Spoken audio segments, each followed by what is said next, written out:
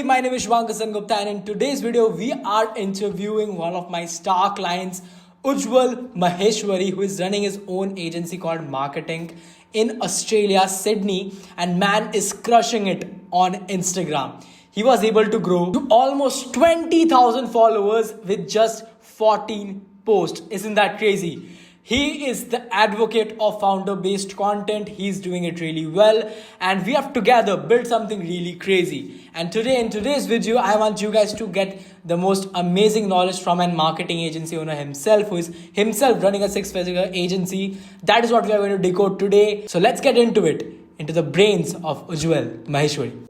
So, Ujjwal, how are you doing? I'm good. How are you? I am great, man. So before we start, man, a little introduction you give about yourself. Like a lot of people have already watched your videos. Yeah. A lot of people have already talked about you with me. So it's Yeah. not the first time. Like I have talked with you a lot, Yeah. but a lot of people have talked about you with me. Oh, really? So Yeah. you tell, like, how's the Ferrari going to happen? Because that's the most hot topic that we have about you. It's so funny that's a very common comment and message as like I get so many email outreaches that people mention that Ferrari is there for a reason, and you're like this. I'm like, yeah, that's definitely a code which I should stick on my wall. Should stick on. Probably. But yeah, so I run a marketing agency. I do work with service-based businesses and B2B businesses. Websites, Meta ads, Google ads, everything lead generation. We don't do any e-commerce. We don't really do any of the digital sales. It's all about generating leads for our clients, and we work in high-ticket industries. Yeah, and Amazing. a few months back, I decided to start, posting on Instagram. I was getting a lot of FOMO from that. I loved recording, traveling a lot. I wasn't really Right. posting it, and then saw Shubhankar's one of videos and got on board with him to start posting content. That's great. That's a great explanation. One of the main reasons that you were so good at storytelling, man. Like, just out of the topic, what would you say? With mainly your videos are about founder-based content, about your life, and right now everybody's talking about storytelling. What's Yeah. your opinion on that? I'm not able to do it correctly. I think a lot of my content is still pretty just concept based, and still I don't think I've still hit the storytelling correctly. The only time I did was the video which got crazy views, and that did really well for the Instagram. But I think I need to create more storytelling content. Just still aspirational content. It's not really value based content, value based storytelling yet. Yeah. Yeah. A lot of people won't even understand what we mean by value-based, so I'll quickly give them a understanding. So aspirational basically means where you're showing your life, showing what you have done and building aspiration about your brand. Yeah. Value-based basically means you're giving them information. That's it. So, well, let's talk a little bit about marketing.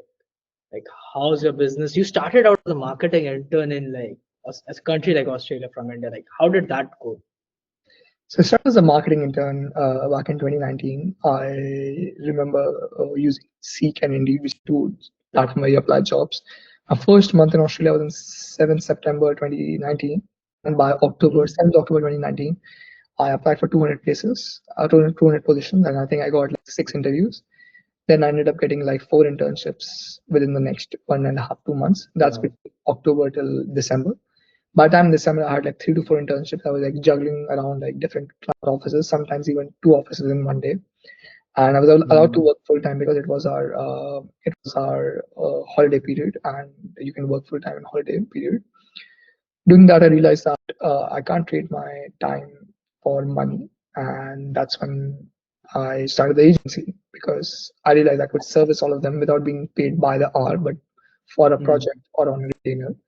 And that's how I started the agency, and it's been it was 5 years in February.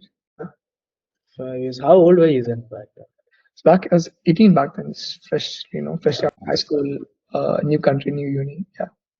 So like what, like at that period of time, it was like 2020 just hit probably around that range. Yeah. And everything like that right now, everything is popular. Every kid is wanting to do something. Yeah. What was your thought process to start something like that at that point of time? I think I started pre-COVID, and it was blessing in disguise for me. Blessing because I was stuck, but I was still able to make money while I was, home. I was back in India during COVID, so working remote, still being able to money. But yeah, at the same time, I don't think, since it was most businesses were closed or slowed down, there was not really growth in the agency in the first 2 years much. I was trying out other things as well, making money from some other bits. And then it's only when I finished my uni 2023 is when the agency had a skyrocket in its growth, wherein we started growing quite rapidly. The team became quite big. We are about 17 people strong right now, and we keep on hiring, want to keep on growing. Right, right. A lot of people like don't understand what it means to have like 17 people under you, right? At this age, how does it feel like having so like for Yeah. me, I have like just 3 people or something. How does Well, that? I think for the context, unfortunately, I'm not able to speak to everyone like I used to before when the team was 5 or 6 people big. Again, there's a lot of hierarchies that come into play on this, and there are team leaders, and then there's office manager, HR, etc. And at 17 people every month, or every alternate month, depending on your company, you have one person who's leaving the company, and there's a new person joining in. You have to send salaries to 17 people every month. You have to make sure all the calculations are done there from your HR. Have to do a few performance reviews every quarter, or sometimes more every quarter, and there's a lot that goes behind the scenes. But to be honest, it's I think we love the people we work with. We want them to Right. to grow with them. So yeah. Right. Let's talk a little bit about your content part. You said you started because of FOMO. Was that the only reason, or you just like, was there something else also? Here's what's funny. I posted my first YouTube video in like 2017, 2018. Like I posted like 2 or 3. I'm not sure even if you have seen them. I posted like No. Casey Neistat, Right. the East Delhi ka Casey Neistat kind of vlogs, like just travel vlogs. Again, it was always travel vlogs. You won't be able to find it as well. Trust me, if you Okay. look for it right now, there's a picture out there. Did you I find it? got it. No, let me see. Yeah, yeah. Euthanasia. Should it be your choice or mine? Talent. Oh, that was I I think it got was it. myself. But no, that page was mostly like, so I used to do short filmmaking in high school. That is Mhm. almost short filmmaking. I should participate in short filmmaking competitions, and I did like for 2.5, 3 years. We did fine in that as school kids. I think we were fine at doing that. But around that time, I also used to post a few videos, like travel videos as well. Like that kind of video that you just saw, that those are short film competition videos. I was always behind the camera directing it. But I did post 1 or 2 vlogs as well. And yeah, finally 2024 started posting a bit more frequently. Still the pace is 12 content in the past, I don't know, 9 or 10 odd months. Pretty bad pace, but yeah. Still, like the amount of posts you did to get the amount of growth you had was crazy. Like, what do you think is one of the main reasons why that happened? I think it's because of everything I built over the past 5 years is displayed in a few of those posts. And it's the aspiration that probably comes with it. So a lot of people that I think follow me is because they are keen to see what I'm about to post next, or are curious of how I did what I did. Because when again someone comes to profile, they see quite less number of posts, not a lot. My profile is pretty cryptic when you think about it, right? I still have some of them, my family members don't know what exactly I do, because again, my profile doesn't tell much. There's a bit of that enigma there as well, which is what I want to, but that's what I meant, that I want to create more value-based content so I can actually tell people a bit more about. Yeah, yeah. Yeah. I understood one. Create visual, like whatever you have built, it's more about like a lot of people right now, what they try to do, they try to build a brand and then they try to do a lot of shit. You did a lot of shit and then you're building a brand. Yeah, I think we're still getting pretty started, to be honest. It's we're still not where we would want to be. Same with the content as well as with the business as well.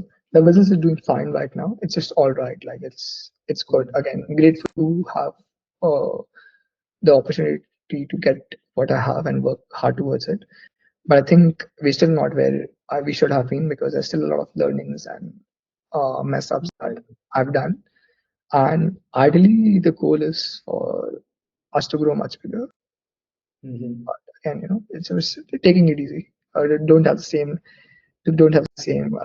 hunger like I used to when I was 18. Like, do you do crazy for at your age? So Me saying that doesn't sound right, but great man. So a little bit context about the content part. So how did you find me? By I So have never asked you this question. yeah, I guess one of I think it was I was already in the market for that service. I didn't know like I need like a someone like to guide me and coach me through the whole content process. I think I watched one of your videos, and I watched second video of yours, and then right around that time, I was like, let's book a calendar meeting with him. I couldn't find a slot for the next week, so I texted him like, hey, I've got a slot for the next week. I'm very keen on jumping on board. Can you push me up? And then I think you gratefully so like pushed my slot up to like some like the same day or the next day evening.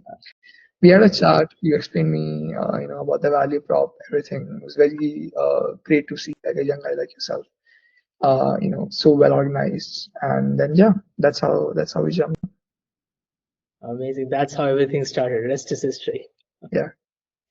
Well, so quick question about like whatever we did for the last 3 or 6 months that we Yeah. had together. Like, could you tell me like out of the journey that you had, what was something different that you saw that a lot of the like did not have seen? Something I think the breakdowns that we did whenever we broke down like any viral reel, and Mhm. the way you were able to articulate that data and gather it, like you used to see like a reel for like 20 seconds, and even before and just telling like, okay, then you used to tell that, okay, this video went viral because of this, and they said that I'm pretty sure the comment section is going to have something like this in the comment section. Then you used to open the comment section, it had exactly what you said, right? So I guess having that expertise and having that mindset, which guides you in the right direction. Uh, Mm. I think that was a big part of my learning with you, is that you were able to break down things to me in analytical perspective, which made sense to me because I come from marketing background as well.